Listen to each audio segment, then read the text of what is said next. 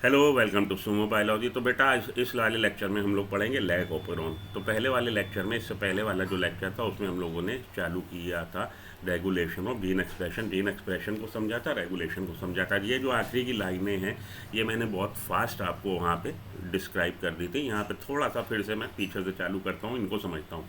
तो transcription unit में activity of RNA polymerase, RNA polymerase की जो एक्टिविटी है कि वो जाके बाउंड होता है, अटैच होता है किससे, प्रमोटर साइड से। उसको रेगुलेट कौन कर रहा है, इसकी एसेसिबिलिटी को रेगुलेट कर रही कुछ proteins which effect its ability to recognise start साइज, जो इफेक्ट कर देती हैं इट्स एबिलिटी, किसकी एबिलिटी, आरएनए पॉलीमरेज की, कि वो रिकॉग्नाइज ही नहीं कर पाएंगी स्टार्ट साइट्स को।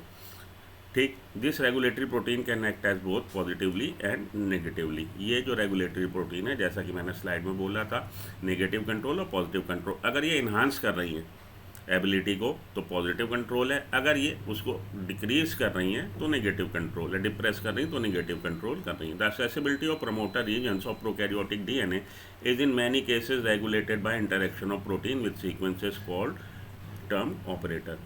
तो ये जो प्रमोटर रीजन है डीएनए पे, प्रमोटर रीजन है, जीन पे जो प्रमोटर रीजन है, उसमें उसकी एसेसिबिलिटी कि भाई ये आरएनए पॉलीमरेज जाके उससे अटैच हो, उसको लोकेट कर ले। ज़्यादातर केसेस में प्रोकैरियोटिक डीएनए में इसको रेगुलेट कौन कर रहा है, interaction of proteins with sequences. ये जो हमारी रेगुलेटरी प्रोटीन है उसकी प्रेजेंस उसको इफेक्ट कर रही है कि DNA polymerase, DNA dependent RNA polymerase operator site से अटैच होगा कि नहीं होगा। The operator region is adjacent to promoter elements in most operon. ज़्यादातर ओपेरॉन में ये जो प्रमोटर रीजन है ये है किसके, द ऑपरेटर और प्रमोटर आपस में एक दूसरे के पास पास है। प्रमोटर क्या है, प्रमोटर वो साइट है, वो डीएनए का स्ट्रेच ऑफ डीएनए जहाँ से आके अटैच होगा डीएनए डिपेंडेंट आरएनए पॉलीमरेज और इनिशिएशन करेगा ट्रांसक्रिप्शन की।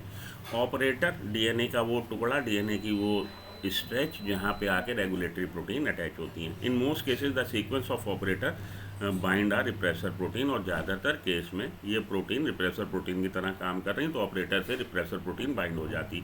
Each operon has its specific operator and specific repressor. हर ओपेरॉन का अपना स्पेसिफिक रिप्रेसर और स्पेसिफिक ऑपरेटर है। For example lac operon is present only in lac operon. Lac operator lac operon में ही प्रेजेंट होगा and it interacts specifically with lac repressor only, और ये केवल लैक रिप्रेसर से इंटरेक्ट करता है। ठीक है जी, तो ये तो हो गई बात। अब आप देखिए, Francis Jacob and Jacques Monod ने इसको डिस्क्राइब किया था ओपेरॉन को। सबसे पहले इन्होंने प्रोकैरियोटिक सेल में ओपेरॉन देखे थे। ओपेरॉन क्या है, ओपेरॉन है ग्रुप ऑफ जीन्स है जो कि सिंगल रेगुलेटेड यूनिट की तरह काम करते हैं। ओपेरॉन है arrangement where a polycistronic gene is regulated by common promoter and regulatory gene. Polycistronic gene है, पॉलीसिस्टोनिक जीन, मोनोसिस्टोनिक जीन मैं आपको एक्सप्लेन कर चुका हूँ। तो ओपेरॉन क्या है, ग्रुप ऑफ जीन्स है जो कि सिंगल रेगुलेटेड यूनिट की तरह काम कर रहे हैं। पार्ट ऑफ जेनेटिक मटेरियल, और we can say that group of genes which act as a single regulated unit having one or more structural gene. एक या एक से ज़्यादा स्ट्रक्चरल जीन होंगे, ऑपरेटर जीन होगा, रेगुलेटर जीन होगा, इसका ओपेरॉन का स्पेसिफिक रिप्रेसर होगा या इंड्यूसर होगा। ठीक है जी, ये हो गई बात ओपेरॉन की कि ओपेरॉन में क्या क्या आपको मिल सकता है। अब हम लोग बात करेंगे लैक ओपेरॉन की। जब हम लोगों ने रेगुलेशन ऑफ जीन एक्सप्रेशन समझ लिया और जीन एक्सप्रेशन क्या है ये समझ लिया, किस किस लेवल पे हो सकता है, प्रोकैरियोटिक सेल में कितने लेवल पे मिल रहा है, तब हम आगे बात करने जा रहे हैं लैक ओपेरॉन की। The elucidation of lac operon was also a result of close association between a genetist Francis Jacob and biochemist Jacob Monod. तो ये आपने किसको याद रखना है, जैकब एंड मोनार्ड को याद रखना है जिन्होंने ओपेरॉन को डिस्क्राइब किया। They were the first to elucidate a transcriptionally regulated system. इन्होंने सबसे पहले ओपेरॉन को समझाया। इन लैक ओपेरॉन, यहाँ पे लैक किसको रेफर कर रहा है, लैक्टोज को। पॉलीसिस्टोनिक स्ट्रक्चरल जीन, देखिए स्ट्रक्चरल जीन मोनोसिस्टोनिक या पॉलीसिस्टोनिक। स्ट्रक्चरल जीन मोनोसिस्टोनिक तब कहलाएगा जब उसके ट्रांसक्रिप्शन से मोनोसिस्टोनिक मैसेंजर आरएनए बनेगा, और मोनोसिस्टोनिक मैसेंजर आरएनए के ट्रांसलेशन से केवल एक सिंगल पॉलीपेप्टाइड चेन बनेगी।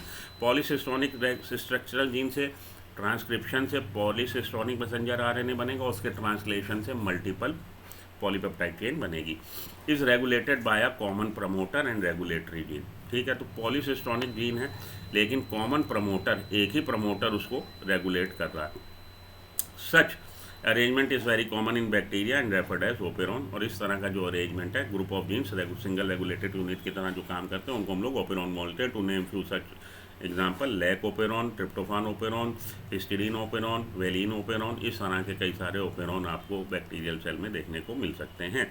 The lac operon consist of one regulatory gene. Lack operon में एक ही रेगुलेटरी जीन है जिसको कि आई जीन बोलना है। Here I does not refer to inducer. यहाँ पे आई का मतलब इंड्यूसर नहीं है, rather it is derive from the word inhibitor, बल्कि यहाँ पे आई जो लिया गया सिंबॉलिक वो इनिबिटर को बताना चाहता है। And 3 structural genes, 3 structural gene है। पूछा जाता है आपसे कि लैक ओपेरॉन में क्या क्या है, एक रेगुलेटरी जीन है और आपके 3 स्ट्रक्चरल जीन है ZYA। The I gene codes for repressor of lac operon. I gene से लैक ओपेरॉन की रिप्रेसर प्रोटीन बन रही। Z जीन से अगर इसका एक्सप्रेशन आएगा तो बीटा ग्लैक्टोसाइडेज बनेगा, जो कि रिस्पॉन्सिबल है हाइड्रोलिसिस ऑफ डाइसैक्राइड के लिए, जैसा कि ऊपर पढ़ चुके।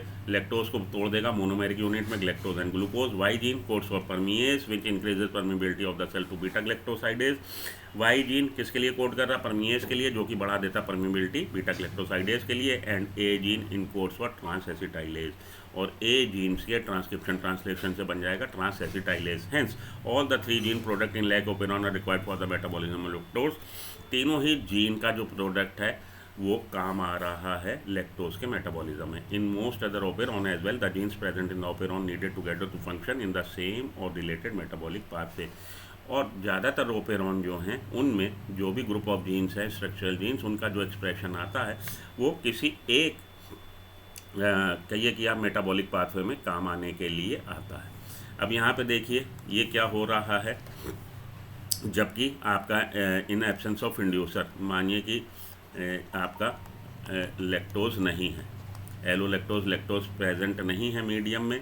भैया इसका तो रेगुलेशन नहीं है, तो इसका कॉन्स्टिट्यूटिव है, इसका तो लगातार ये बन रही है हमारी रिप्रेसर प्रोटीन, और रिप्रेसर प्रोटीन ऑपरेटर जीन से आके अटैच हो जाएगी। अगर इससे आके अटैच हो जाएगी, अब डीएनए डिपेंडेंट आरएनए पॉलीमरेज या तो इसको लोकेट नहीं कर पाएगा प्रमोटर साइट को, यहाँ पे आके अटैच नहीं हो पाएगा।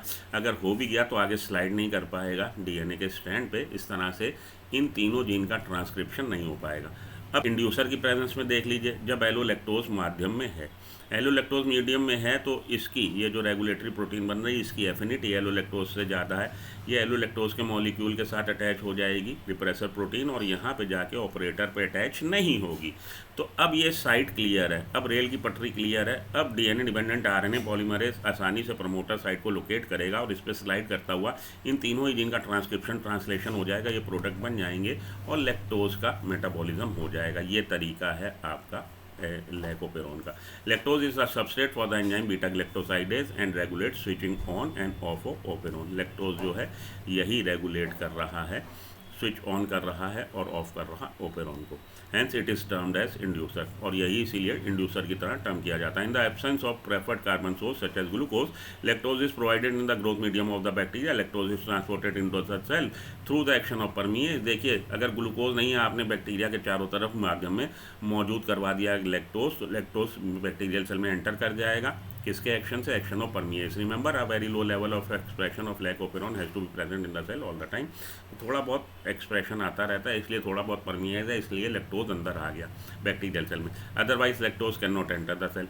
The lactose then induces the operon in the following manner. Lactose आने के बाद जब बैक्टीरियल सेल में आ गया तो क्या करेगा, ये जो हमारी रेगुलेटरी प्रोटीन थी जो रिप्रेस कर रही थी, ये लैक्टोज से अटैच हो जाएगी। एलो लैक्टोज जो इसका की पॉलीमर है, इसका की आइसोमर है।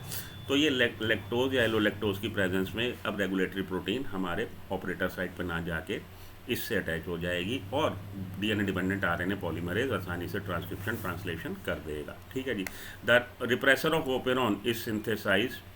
अब ये कह रहा है repressor of operon is synthesise from the i gene. I gene के एक्सप्रेशन से आ रहा है। The repressor protein binds to operator region of operon. बता दिया आपको, prevents RNA polymerase from transcribing the operon. बोल दिया ऊपर, in the presence of an inducer such as lactose और एलो लैक्टोज। ठीक है, लैक्टोज और एलो लैक्टोज एक दूसरे के आइसोमर हैं। The repressor is inactivated by interaction with the inducer. तो ये इंड्यूसर की प्रेजेंस में रिप्रेसर जो है इनएक्टिवेट हो गया। ठीक, क्योंकि रिप्रेसर इससे अटैच हो गया। This allow RNA polymerase to access to the promoter and transcription proceed. Transcription हो जाएगा, ट्रांसलेशन हो जाएगा, तीनों हमारे प्रोडक्ट बन जाएंगे और एलो लैक्टोज का हमारा मेटाबॉलिज्म हो गया। बाद में जैसे ही लैक्टोज खत्म हुआ ये वापस स्विच ऑफ हो जाएगा। That's it, thank you.